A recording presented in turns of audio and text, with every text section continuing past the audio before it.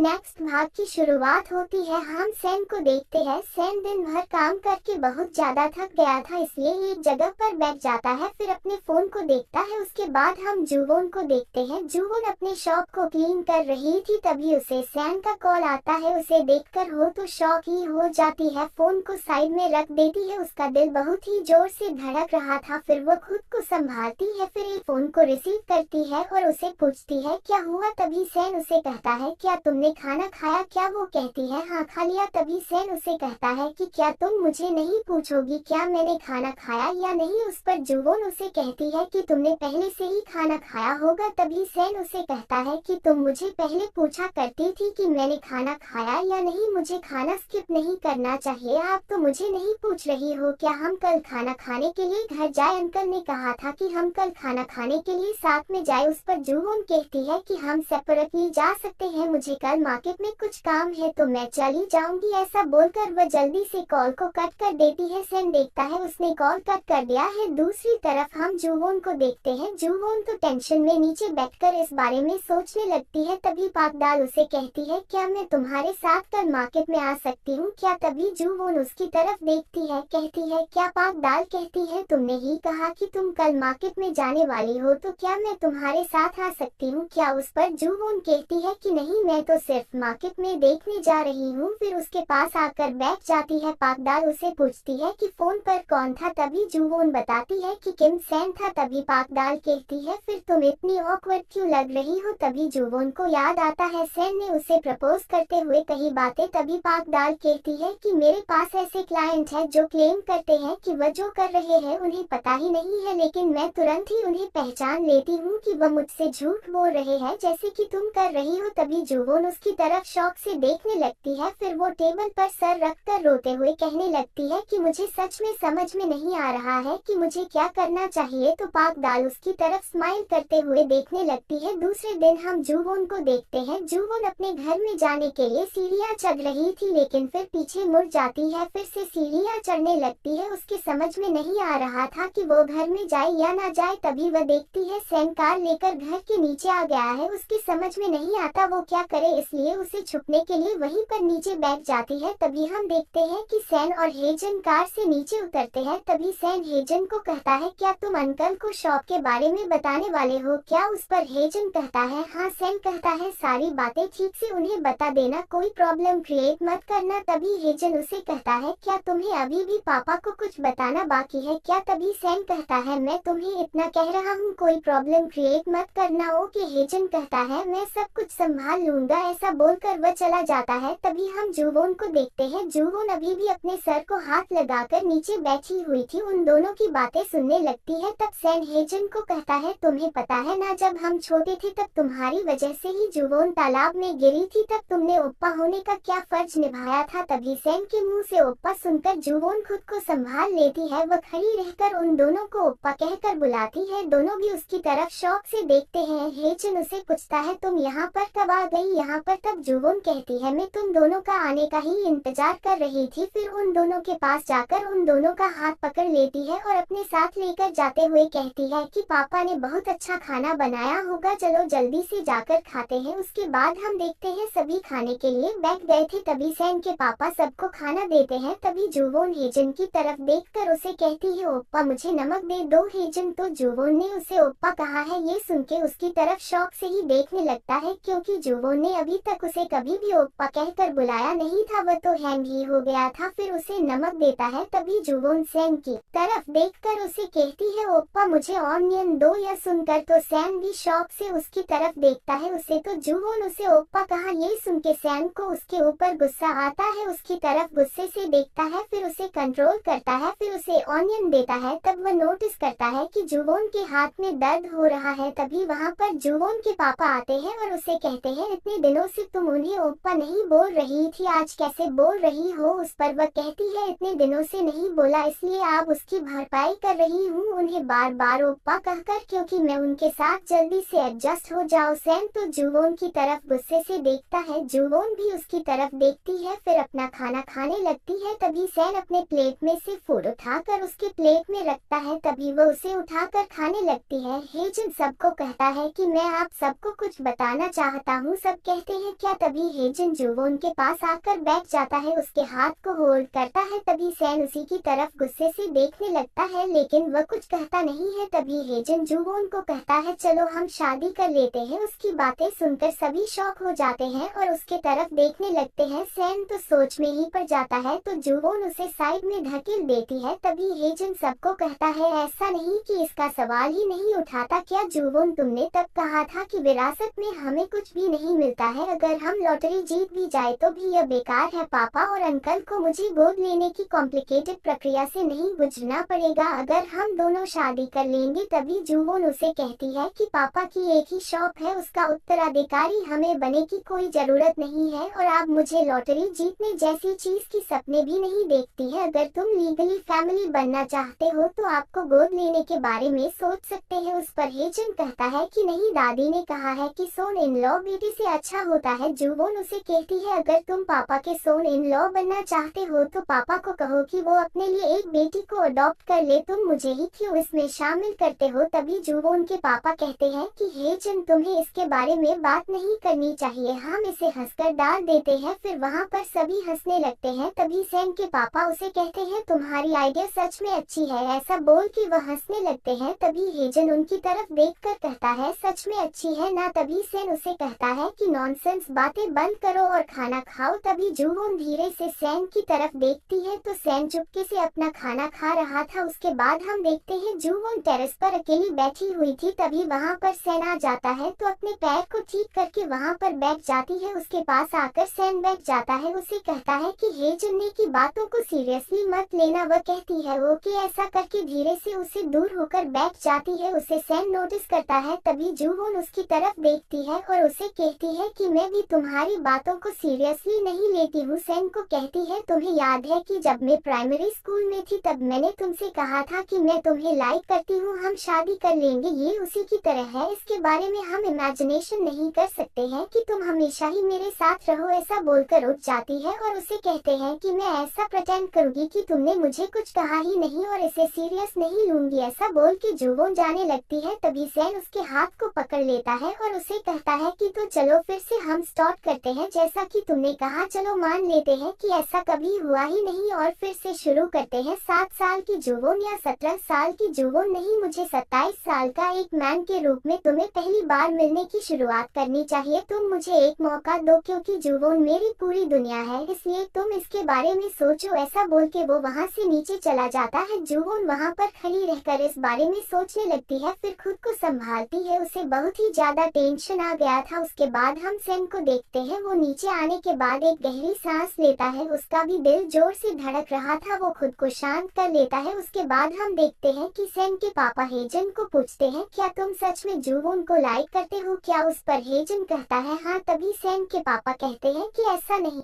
तुमने अमेरिका में भी किसी को डेट किया होगा ना। तभी वो कहता है कि वो लोग जुवोन से बहुत ही डिफरेंट है। सैन के पापा कहते हैं वहाँ पर तुम्हारी कितनी गर्लफ्रेंड थी। तब वह बताता है कि जस्ट कुछ ही थी, लेकिन जुवोन उन लड़कियों से कई अधिक मेरे लिए इम्पोर्टेंट है। तभी वहाँ पर जुवोन के पापा उनकी बातें सुन रहे थे। वहाँ पर सैन आ जाता है। तभी जुवोन के पापा कहते हैं तुम सब मेरे ही बच्चे हो जिन्हें मैंने पाल पोस कर बड़ा किया है, इसे कोई फर्क नहीं पड़ता है कि जुवोन किस तरह का लड़का घर लाती है, लेकिन तुम दोनों मेरे बेटे हो, तुम समझ गई। सैन उनकी बातें सुनकर खुश हो जाता है। उसके बाद हम देखते हैं कि सैन और हेजन कार से जा रहे थे। तभी सैन कहता है तुम। तभी हेजन कहता है ऑलराइट, तुम मुझे नहीं समझोगे, तुम्हारे पिताजी यहाँ है इसलिए तुम यहाँ वापस आ गए, लेकिन मैं वास्तव में यहाँ वापस आने में झिझक रहा था। अब सोच रहा हूँ क्या मैं वापस जाऊँ, क्या मैं सचमुच वापस जा सकता हूँ, लेकिन अगर हम कानूनी रूप से बाउंड है तो मुझे अब चिंता करने की जरूरत नहीं है। सैन कहता है मैं तुम्हारे लिए क्या करूं। तभी हेजन कहता है तुम मेरे हो, मैं तुम्हारा यंगर ब्रदर हूं और तुम मेरे बड़े भाई हो। सैन कहता है तुम मेरे भाई हो, इसके लिए लीगल बाउंड की मुझे जरूरत नहीं है। हेजन सैन की बातें सुन के स्माइल करता